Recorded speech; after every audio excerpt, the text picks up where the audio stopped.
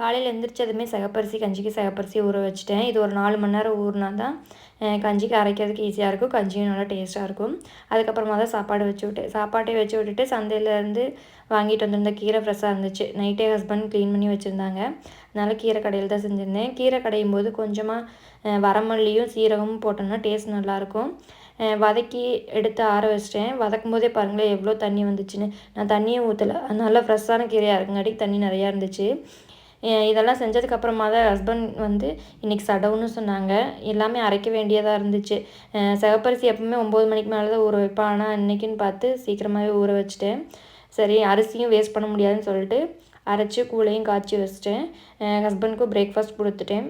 இதுக்கப்புறமா பூச்செடிகளுக்கெல்லாம் அரிசி கழுவுன தண்ணி எடுத்து வச்சுருந்தேன். அதையவே எல்லா செடிகளுக்கும் கொஞ்சம் கொஞ்சமாக ஊற்றி விட்டுட்டேன். என்னோடய வீடியோஸ் பிடிச்சிருந்துச்சுன்னா லைக் பண்ணுங்கள், சப்ஸ்கிரைப் பண்ணுங்கள், ஃப்ரெண்ட்ஸ் அண்ட் ஃபேமிலிக்கும் ஷேர் பண்ணுங்கள். பாய். நாளைக்கு ஒரு வீடியோவில் பார்க்கலாம்.